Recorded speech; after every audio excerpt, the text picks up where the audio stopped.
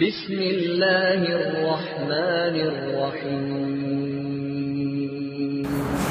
الحمد للہ نحمده ونستعینه ونستغفره ونؤمن به ونتوکل علیہ ونعوذ باللہ من شرور انفسنا ومن سیئات اعمالنا من يهده اللہ فلا مضل له ومن يضلله فلا هادی له ونشهد ان لا الہ الا اللہ وحدہ لا شریک له ونشهد ان سیدنا ومولانا محمدا عبده ورسوله ارسله الى الناس کافۃ بشیرا ونذیرا وداعیا الى اللہ باذنہ وسراجا منیرا صلی اللہ تعالی علیہ وعلى آلہ واصحابہ وبارک وسلم تسلیما کثیرا کثیرا وبعد فاعوذ باللہ من الشیطان الرجیم بسم اللہ الرحمن الرحیم یا ایہا الذین آمنوا لا تقربوا الصلاة وانتم سکارى حتى تعلموا ما تقولون ولا جنبا إلا عابري سبيل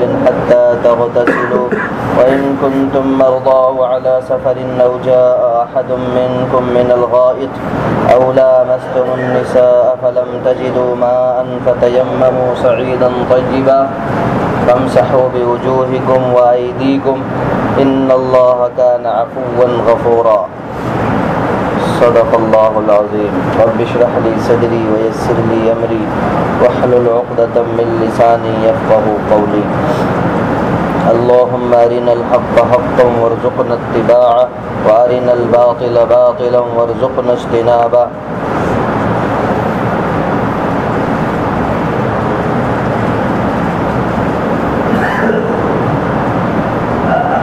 سورہ نساء کی آیت نمبر 43 تلاوت کی گئی۔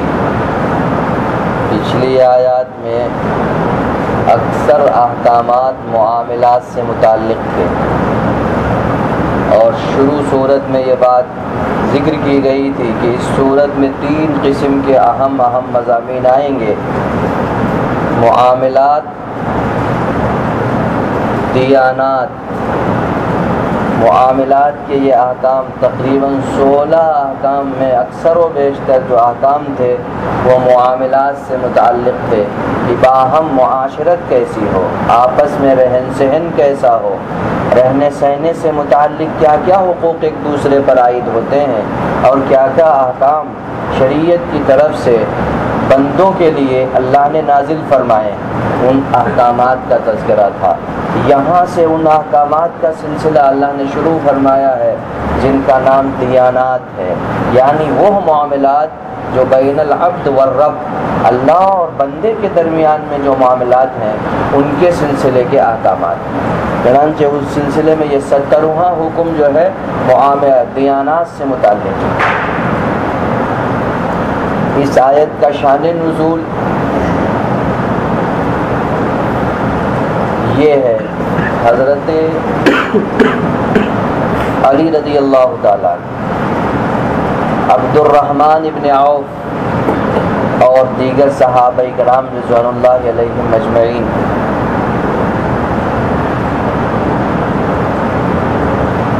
عصر کے بعد دعوت ہوئی، تو دعوت میں جب یہ صحابہ کرام اکٹھا ہو کر کے انہوں نے کھانا کھایا اور پیا، کھایا اور پیا، اور شراب اس وقت تک حرام نہیں ہوئی تھی، شراب حلال تھی، تو شرابیں بھی پی گئی۔ اسی اثنا میں وقت مغرب آ گیا، سب مغرب کی نماز کے لیے کھڑے ہوئے، تو حضرت علی رضی اللہ تعالیٰ عنہ کو امام بنایا گیا۔ حضرت علی رضی اللہ تعالیٰ عنہ نے نماز مغرب پڑھائی، اس میں سورہ کافرون کی تلاوت کی، تو سورہ کافرون کی تلاوت میں جو غلطیاں کی، ایک روایت حضرت علی رضی اللہ تعالیٰ عنہ کی طرف ہے کہ حضرت علی رضی اللہ تعالیٰ عنہ نے امامت فرمائی اور امامت میں سورہ کافرون کی تلاوت کی، اور سورہ کافرون کی تلاوت میں غلطیاں کی اور پڑھا انہوں نے قل یا ایھا الکافرون اعبد ما تعبدون، لفظ لا چھوڑا اور سب جگہ لا چھوڑتے چلے گئے اور پوری صورت یوں ختم فرمائی۔ تو اللہ تبارک و تعالیٰ نے یہ آیت نازل فرمائی۔ عبد الرحمن ابن عوف رضی اللہ تعالیٰ عنہ سے متعلق ہے، انہوں نے امامت فرمائی، انہوں نے بھی سورہ کافرون کی تلاوت کی، اس میں غلطیاں کی تو اللہ نے یہ آیت نازل فرمائی۔ ایک اور روایت ابن کثیر رحمۃ اللہ علیہ لائے ہیں، حضرت سعد رضی اللہ تعالیٰ عنہ، حضرت سعد فرماتے ہیں کہ اللہ تعالیٰ نے ہمارے بارے میں 4 آیتیں نازل فرمائی۔ ایک انصاری نے دعوت کی، ہم سب کھانے میں شریک ہوئے، جب ہم سب کھانے میں شریک ہوئے تو شراب کھایا پیا، پھر اس کے بعد شراب کا دور چلا۔ اس شراب کے دور کے بعد جب ہم نشے کی حالت میں ہوئے تو سب ایک دوسرے پر فخر جتانے لگے، اپنی بڑائی، اپنی تعلی کا اظہار کرنے لگے۔ اسی اثنا میں ایک شخص نے اونٹ کے جبڑے کی ایک ہڈی پھینک کر کے حضرت سعد کے ماری، وہ حضرت سعد کے ناک پہ لگی۔ حضرت سعد رضی اللہ تعالیٰ عنہ کی ناک پہ وہ زخم رہا، وہ نشان پڑ گیا۔ اس کے بعد یہ واقعہ رسول اکرم صلی اللہ علیہ وسلم کی خدمت میں پہنچا تو اللہ تبارک و تعالیٰ نے یہ حکم نازل فرمایا۔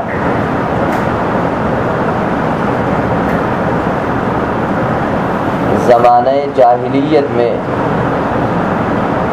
اور بالخصوص عربوں میں شراب کی کثرت سے عادت تھی، اور اللہ جل شانہ کے نزدیک شراب ام الخبائث ہے، اور اللہ تعالیٰ مسلمانوں کو اس سے بچانا اور روکنا چاہتا تھا، اور بچانا ہی مقصود تھا کلی طور پر، تاکہ مسلمان ایسی خبیث اور گندی چیز سے اپنے آپ کو بچا کر کے رکھیں۔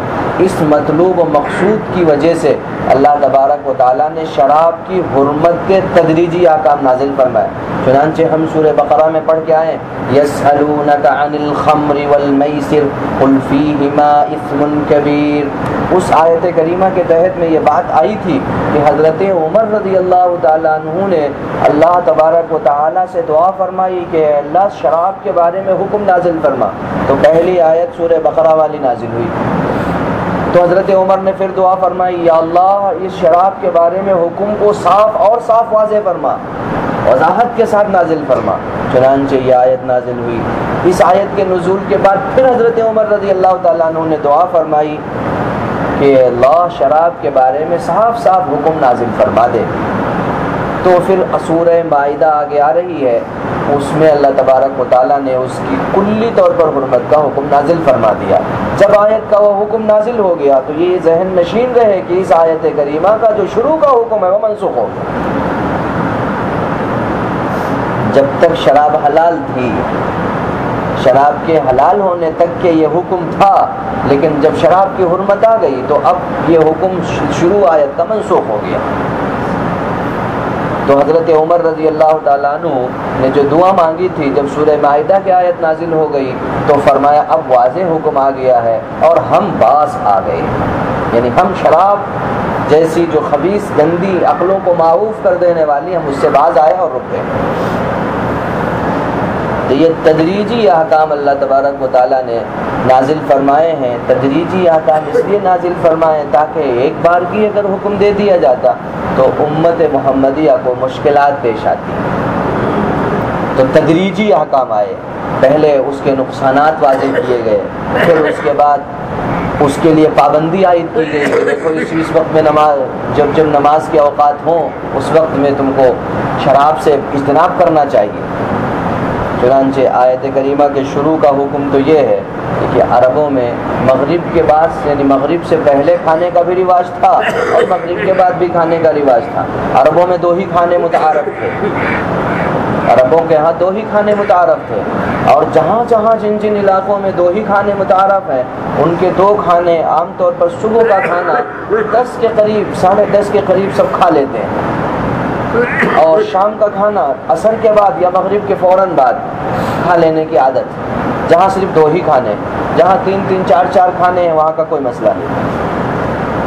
تو عربوں میں 2 ہی کھانے متعارف تھے، ایک صبح کا کھانا، ایک شام کا کھانا۔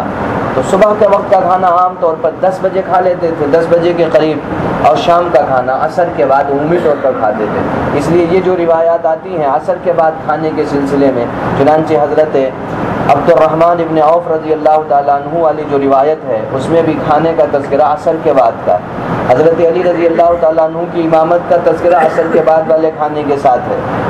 اسی روایت میں اس کو مختلف طرق سے نقل کرنے کی وجہ سے بعض نے حضرت عبد الرحمن ابن عوف رضی اللہ تعالیٰ عنہ کی امامت کا تذکرہ فرمایا اور بعض نے حضرت علی رضی اللہ تعالیٰ عنہ کی امامت کا تذکرہ فرمایا۔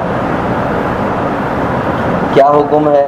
حکم یہ ہے یا ایھا الذین آمنوا لا تقربوا الصلاۃ وانتم سکارا، اے ایمان والو تم نماز کے قریب بھی مت جاؤ جب کہ تم نشے میں ہو۔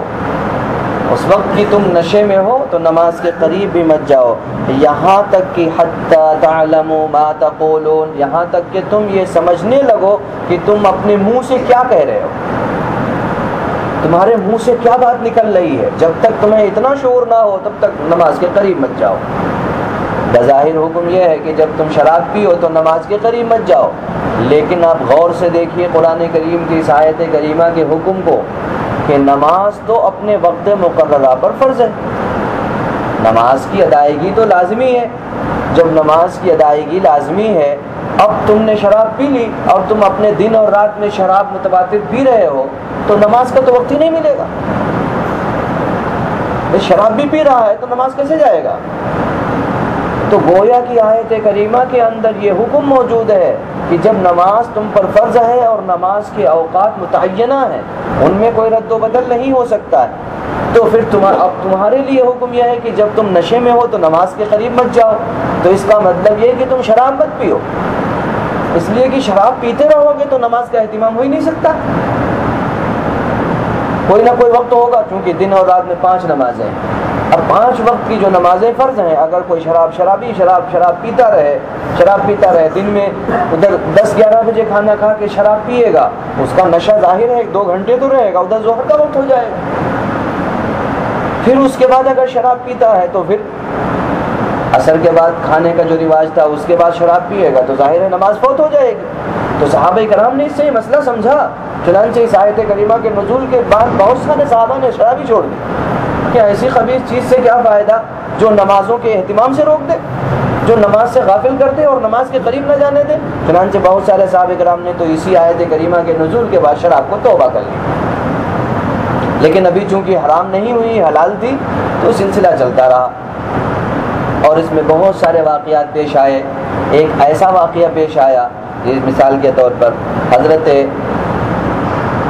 حمزہ رضی اللہ تعالیٰ عنہ دیگر صحابہ کرام کے ساتھ دعوت میں مدعو تھے، سب نے کھانا کھایا۔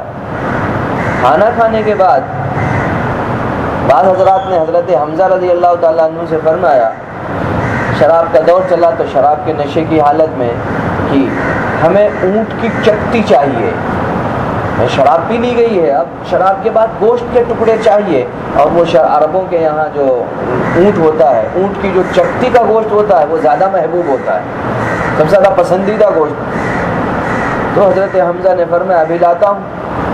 ایک صحابی، غریب صحابی تھے، وہ اپنے اونٹ پر سوار ہو کر کے تشریف لائے تھے نبی کریم صلی اللہ علیہ وسلم کی خدمت اقدس میں حاضری کے لیے۔ اونٹ باہر تھا، حضرت حمزہ رضی اللہ تعالیٰ عنہ گئے اور اونٹ کو چیر پھاڑ دیا اور اس کی چکتی لا کر کے اپنے دوستوں احباب کو کھلا دیا۔ وہ صحابی نبی کریم صلی اللہ علیہ وسلم کی خدمت اقدس میں جو حاضر ہوئے تھے، انہوں نے دیکھا کہ ارے ہمارا تو اونٹ مرا پڑا ہے، سب ختم ہو گیا۔ تو وہ پھر رسول صلی اللہ علیہ وسلم کی خدمت میں حاضر ہوئے، یا رسول اللہ ایسے ایسی صورتحال پیش آئی ہے اور ایسے ایسے حضرات بیٹھے ہوئے ہیں اور حضرت حمزہ نے میرا اونٹ ذبح کر کے سب ختم کر دیا، لوگوں کو کھلا دیا۔ رسول اللہ صلی اللہ علیہ وسلم غصے میں باہر تشریف لائے، حضرت حمزہ رضی اللہ تعالیٰ عنہ اور دوست احباب جہاں بیٹھے تھے وہاں تشریف لے گئے، سب نشے میں تھے۔ حضرت حمزہ رضی اللہ تعالیٰ عنہ سے نبی کریم صلی اللہ علیہ وسلم نے کچھ فرمایا تو حضرت حمزہ کی زبان سے کچھ گستاخانہ کلمے نکلے۔ نبی کریم جب نشے کی حالت میں ہے، کچھ پتہ ہی نہیں، کوئی خبر ہی نہیں کیا کہہ رہے ہیں کیا نہیں کہہ رہے ہیں، تو نبی کریم صلی اللہ علیہ وسلم واپس تشریف لائے اور اللہ تعالیٰ نے حکم حرمت کا ہمیشہ کے لیے نازل فرما دیا۔ اب حرام ہو گئی شراب ہمیشہ کے لیے، کبھی حلال نہیں ہو سکتی، اور اللہ تبارک و تعالیٰ نے اس کو حرام قرار دے دیا۔ نبی کریم صلی اللہ علیہ وسلم کی زبان رسالت نے اس کو ام الخبائث قرار دے دیا۔ خود نبی کریم صلی اللہ علیہ وسلم نے پچھلی امتوں میں سے ایک واقعہ ذکر فرمایا چنانچہ احادیث میں وہ واقعہ منصوص اور مسرہ ہے کہ نبی کریم صلی اللہ علیہ وسلم نے ارشاد فرمایا شراب ام الخبائث، اس شراب کے پینے سے انسان وہ گناہ کر لیتا ہے جو بغیر شراب کے نہیں کرنے کی ہمت ہوتی۔ چنانچہ آپ صلی اللہ علیہ وسلم نے ایک واقعہ ذکر فرمایا، ایک شخص تھا، اس سے کہا گیا، اس کو لوگوں نے مجبور کیا کہ 3 کام میں سے ایک کام کر لے، یا تو شراب پی لے، یا زنا کر لے، یا وہ فلاں شخص ہے اس کو قتل کر دے۔ اگر ان تینوں میں سے ایک بھی کر لے گا، جو چاہے وہ تو کر لے، تجھے کرنا پڑے گا ان تینوں میں سے ایک۔ چنانچہ اس شخص نے سمجھا کہ شراب سب سے ہلکا گناہ ہے، زنا بڑا بھاری گناہ ہے، اور قتل بھی بہت بھاری گناہ ہے، اور شراب ہلکا گناہ ہے، وہ تو اپنی فطرت سے اپنی ذات سے تعلق رکھتا ہے، کسی دوسرے سے کوئی تعلق نہیں، چلو شراب پی لیتے ہیں۔ تو اس نے شراب پی، جب شراب پی لی، جب نشے میں آ گیا تو اس نے تینوں کام کر ڈالے، زنا بھی کیا اور قتل بھی کیا۔ تو یہ شراب ایسی ام الخبائث ہے، اتنی یعنی خبیث کی جڑ ہے، یہ گندگی کی جڑ ہے، یہ اتنی بڑی جڑ ہے کہ اگر کوئی شخص شراب پی لیتا ہے تو یہ سمجھ لیجئے کہ وہ سب کے سب کام کرنے کے لیے تیار ہو جائے گا، وہ کوئی بھی کام کر سکتا ہے۔ اسی وجہ سے شرابی جنت میں نہیں جائے گا۔ بعض روایات میں آتا ہے شراب جو ہے وہ اکبر الکبائر ہے، بڑے گناہوں میں سے۔ اس لیے شراب سے اجتناب لازمی۔ قرآن کریم کی آیات کی تلاوت کے بعد اور اللہ جل شانہ کے اس حکم کے نازل ہونے کے بعد کوئی مومن مسلمان، سچا پکا جو مومن مسلمان ہوگا، وہ ظاہر ہے اس کے قریب نہیں جائے گا۔ ہاں، جس کا ایمان اور جس کا اسلام اتنے اعلیٰ درجے کا نہیں ہوگا، جیسے آج کل ہم مسلمانوں میں بہت سارے ایسے حضرات صحابہ کرام کے یہ واقعات شروع کے، جب شراب حرام ہو گئی کسی نے اس میں ہاتھ تک نہیں لگایا، سب نے برتن تک سب نے کاٹ پیٹ کر کے توڑ پھوڑ کر کے سب پھینک دیے۔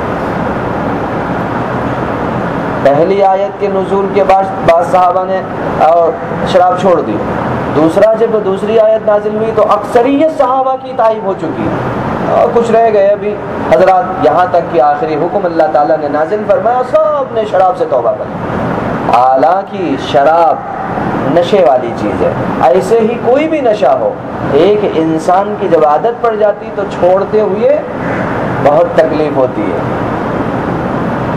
اس زمانے میں بھی اتنے حضرات تھے اور عقل سلیم رکھنے والے جو شراب کے قریب نہیں جاتے تھے۔ نبی کریم صلی اللہ علیہ وسلم نے اپنی نبوت سے پہلے بھی کبھی شراب کے قریب نہیں تشریف لے گئے، کبھی ایسی گندی چیز کو ہاتھ نہیں لگایا۔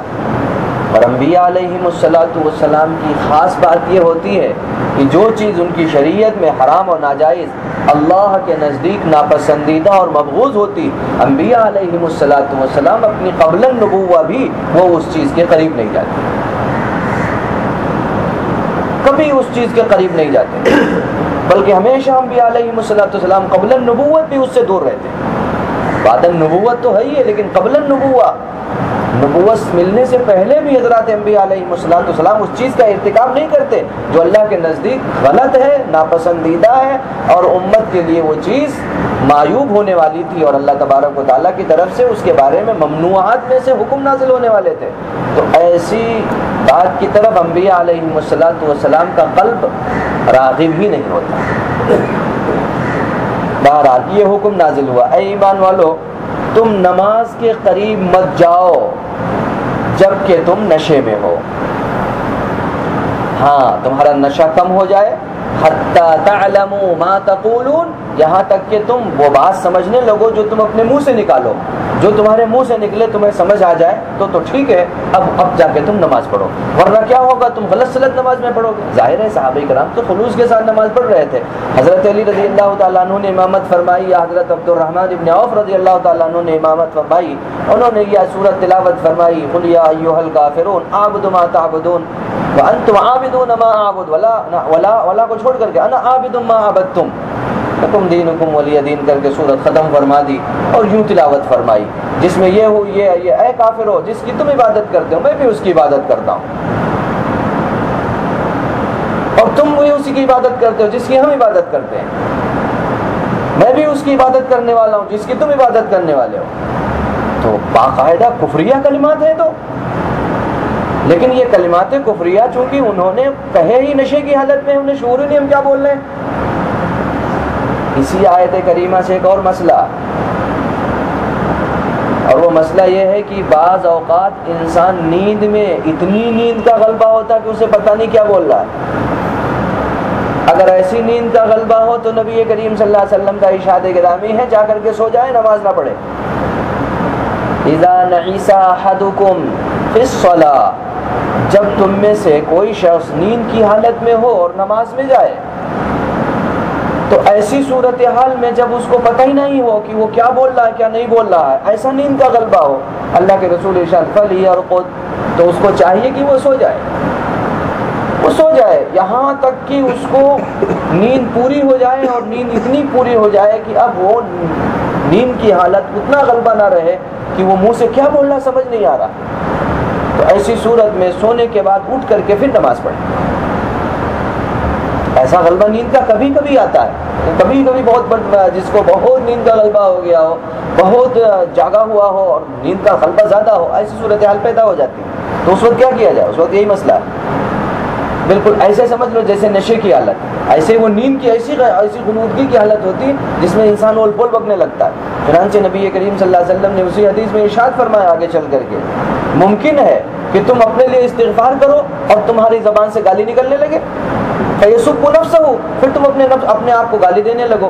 تو یہ ممکن ہے کہ نیند کی حالت میں انسان چاہے کچھ بولنا اور نکلے کچھ منہ سے، تو اس لیے بہتر یہ ہے کہ وہ جا کر کے سو جائے، اور جب تھوڑی بہت نیند پوری ہو جائے تو آ کر کے اللہ جل شانہ کی بارگاہ میں وہ نماز ادا کرے۔ یہی مسئلہ ہے۔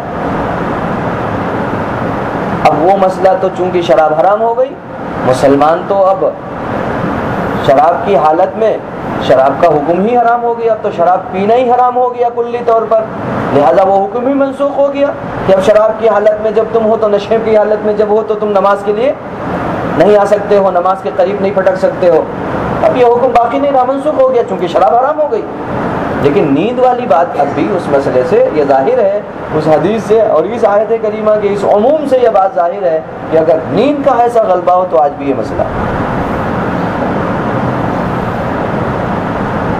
اسی طریقے سے جس طریقے سے شرابی نماز کے قریب نہیں آ سکتا ہے اور بلکہ مسجد میں بھی نہیں آ سکتا ہے، شرابی مسجد میں بھی نہیں، شرابی کے لیے مسجد میں بھی آنے کی اجازت نہیں ہے، مسجد میں ٹھہرنے کی اجازت نہیں، اسی طرح جنوبی جس کو حاجت غسل ہو اس کے لیے بھی مسجد میں آنا اور نماز پڑھنا جائز نہیں ہے۔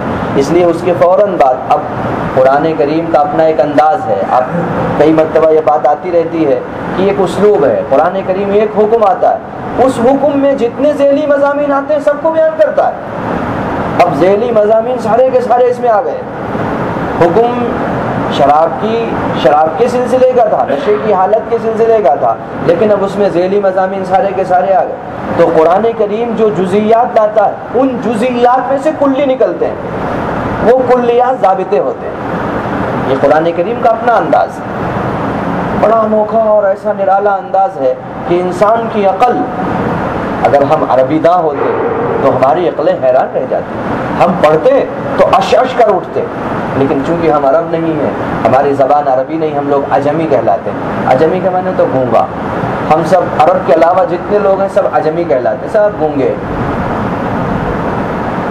ویسے عجمی کے معنی گونگے کے آتے ہیں، لیکن عجمی آتا ہے عربی کے مقابلے میں، اس لیے عربی کے مقابلے میں جو لوگ عربی نہیں جانتے ان کو عجمی کہتے ہیں۔ گونگے نہیں ہیں لیکن وہ عجمی کہلاتے ہیں، یہ ان کا لقب ہے، جیسے امیین عرب کا لقب۔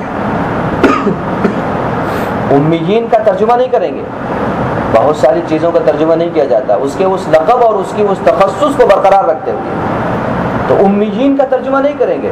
النبی الامی الذی، قرآن کریم کی آیت میں آیا نہیں، النبی الامی الذی، اس نبی امی پر وہ حضرات ایمان لائیں گے، امت محمدیہ کا تذکرہ۔ تو نبی امی کا ترجمہ یہ نہیں کریں گے ناخواندہ نبی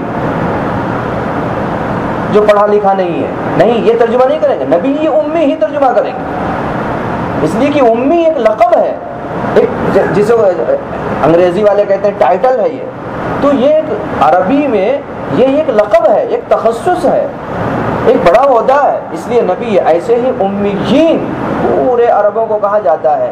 اس کا یہ مطلب نہیں کہ وہ پڑھے لکھے نہیں، اس کا ترجمہ نہیں کریں گے، یہ ان کا اپنا سرنیم ہے، اس لیے اس کو اسی جگہ برقرار رکھیں گے، اس کا ترجمہ نہیں کریں گے۔ ایسے بہت ساری چیزیں ہوتی ہیں، تو قرآن کریم کا اپنا ایک انداز، ایک اسلوب ہے۔ قرآن کریم ایک حکم دیتا ہے، اس حکم کے تحت میں بہت سارے ذیلی مضامین، چنانچہ ذیلی مضامین میں آیا وَلَا جُنُبًا إِلَّا عَابِرِي سَبِيلٍ حَتَّى تَغْتَسِلُوا۔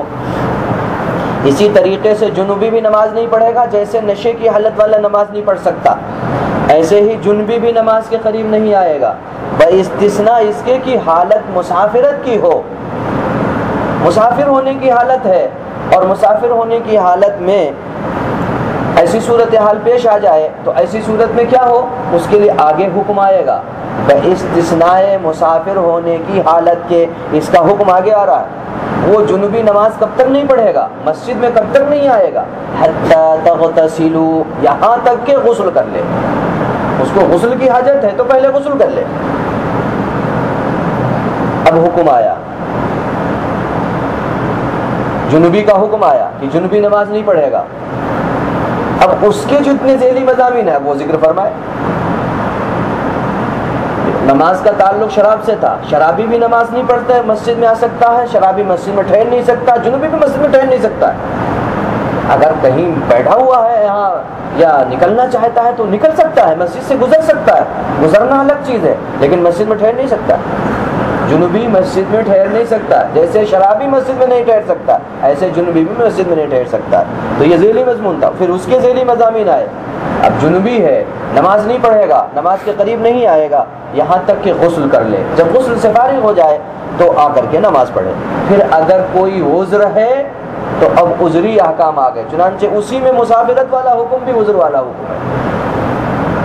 وَإِن كُنتُم مَّرْضَىٰ، اور اگر تم بیمار ہو، مرضہ میں دونوں چیزیں آ گئی، یعنی تمہیں پانی نقصان دینے والا ہے، چاہے مرض کی شدت کا اندیشہ ہو اور چاہے مرض کے ممتد ہو جانے کا اندیشہ ہو، دونوں مسئلے اسی مرضہ میں شامل ہیں۔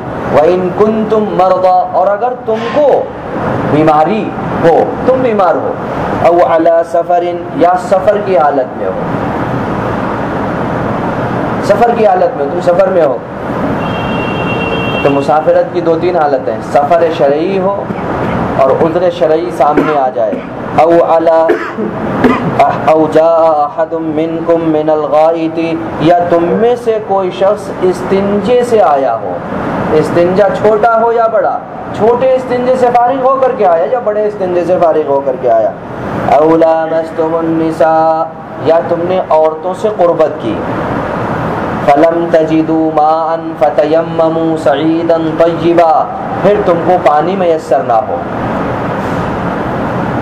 تو تم پاک مٹی کا قصد کرو، تو پاک مٹی سے تم تیمم کرو۔ یہ تیمم کا حکم اللہ تعالیٰ نے نازل فرمایا۔ اس میں دو چیزیں ہیں، ایک عذر ہے، ایک بغیر عذر ہے، ایک عذر ہے اور ایک بغیر عذر ہے۔ بغیر عذر کے کوئی معذوری نہیں ہے، بغیر کوئی عذر ہے، کوئی معذوری نہیں ہے، اس صورت میں کیا کرنا ہے، وضو کرنا ہے۔ کسی کا وضو ٹوٹ جائے، کسی کا غسل ٹوٹ جائے اور وہ معذور نہیں ہے تو غسل کرے، اور اسی طریقے سے معذور نہیں وضو کرے، وضو کر کے نماز پڑھے، وضو کر کے غسل کر کے نماز پڑھے۔ نماز کے لیے غسل اور وضو دونوں لازمی، دونوں لازمی۔ وضو کا پورا حکم آگے سورہ مائدہ میں آئے گا، اور یہ بات ذہن نشین رہے، یہ قرآن کریم کی صورتوں کے جوڑے جوڑے ہیں، اور ان جوڑوں میں سے 4 صورتیں شروع میں بیان کیا گیا تھا کہ 4 صورتیں ایسی ہیں جن میں اللہ تعالیٰ نے معاملات، اکثریت اور معاشرت ذکر فرمائی، اور ان 4 صورتوں میں سے یہ پہلی صورت سورہ نساء، دوسری صورت سورہ احزاب ہے، تیسری نمبر پر سورہ نور ہے، اور چوتھے نمبر پر سورہ مائدہ۔ یہ ترتیب ہے ان کی، ترتیب نزولی، یہ اس اعتبار سے معاملات کے احکام آئے ہیں، سورہ نساء، پھر سورہ احزاب، پھر سورہ نور، پھر سورہ مائدہ۔ لیکن اللہ تبارک و تعالیٰ نے ترتیب اس کی یوں رکھی ہے، پہلے سورہ نساء ہے، پھر سورہ مائدہ، وہ بڑی لمبی دیر کے بعد سورہ نور آئے گی، پھر سب سے آخر میں سورہ احزاب آئے گی۔ تو یہ معاشرتی احکام کے سلسلے میں یہ 4 صورتیں مخصوص ہیں. ان 4 صورتوں میں اللہ تبارک و تعالیٰ نے یہ احکامات دیے ہیں. ان احکامات میں سے یہ حکم، چنانچہ سورہ مائدہ میں وضو کا حکم آئے گا، اور سورہ مائدہ سے پہلے سورہ نساء میں تیمم کا حکم. چنانچہ اگر کوئی مسافر ہے، سفر کی حالت میں ہے اور پانی نہیں ہے یا پانی استعمال کرنے سے وہ معذور ہے، دونوں صورتیں. پانی نہیں ہے کا مطلب اس کے لیے 1 میل شرعی 1 میل پانی نہیں موجود ہے تو پھر وہ معذور سمجھا جائے گا. اس کے لیے حکم یہ ہے، اگر 1 میل شرعی جو انگریزی کے حساب سے تقریباً 1.25 کلومیٹر یا 1.5 کلومیٹر کے قریب بیٹھتا ہے، یعنی 1.5 کلومیٹر کی دوری پر اسے پانی نہیں مل رہا ہے، اتنی تلاش اس کے اوپر لازم ہے. 1 میل شرعی تک کم سے کم وہ پانی کی تلاش کرے. اگر 1 میل شرعی تک پانی نہیں ملتا ہے تو اب وہ تیمم کر سکتا ہے اگر مسافر ہے. ایک صورت. دوسری صورت، پانی ہے لیکن معذور، بیماری ہے، پانی استعمال نہیں کر سکتا.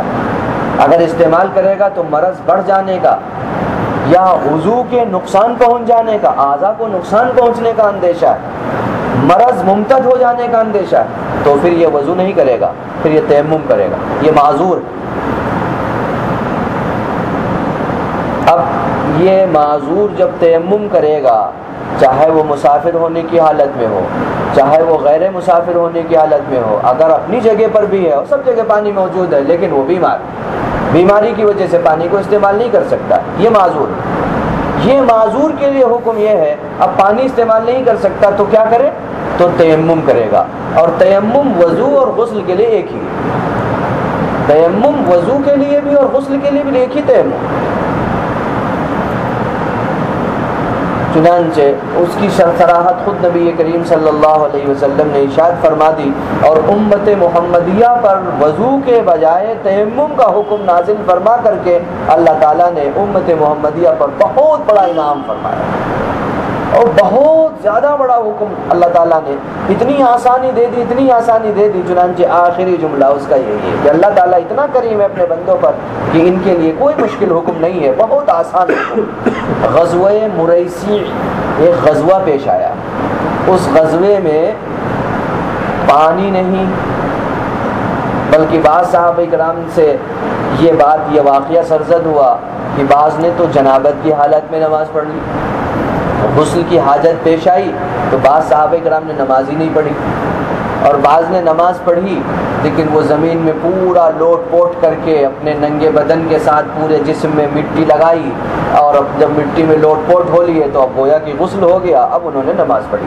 یہ واقعہ نبی کریم صلی اللہ علیہ وسلم کی خدمت میں ذکر کیا گیا کہ بعض ان لوگوں نے نماز پڑھی اور ہم نے یوں کیا یا رسول اللہ، تو اس سلسلے میں کیا حکم ہے؟ آپ صلی اللہ علیہ وسلم نے فرمایا تیمم کافی تھا، صرف 2 ضربیں زمین پہ مارتے، ایک سے چہرہ ملتے ایک سے ہاتھ ملتے، کافی تھا. دونوں میں صرف نیت کا فرق ہے. غسل اور وضو کا تیمم ایک ہے لیکن نیت کا فرق ہے. غسل میں غسل کی نیت ہوگی، وضو میں وضو کی نیت ہوگی.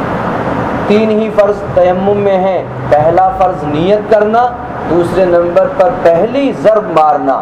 پہلی ضرب پہلا ہاتھ مارے مٹی پہ اور جھاڑ کر کے پورے منہ پہ مل لیں. پورے منہ، جتنا منہ دھونا وضو میں فرض ہے، اس پورے منہ پہ انگلی ہر جگہ پہنچ جائے، ان میں سے کہیں کوئی بال کے برابر بھی جگہ باقی نہ رہے، بس منہ ہو گیا. دوسری ضرب مار کر کے دونوں ہاتھ کوہنیوں سمیت مل لیں. پورے ہاتھ پھر جانا ضروری ہے، کوئی جگہ باقی نہ رہنے پائے.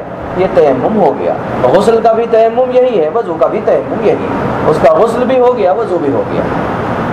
کن کن چیزوں سے غسل کا، کن کن چیزوں سے زمین کی کن کن چیزوں سے تیمم کیا جا سکتا ہے، اس کا بھی مسئلہ ہے، اور اس کے علاوہ کچھ اور مسائل ہیں.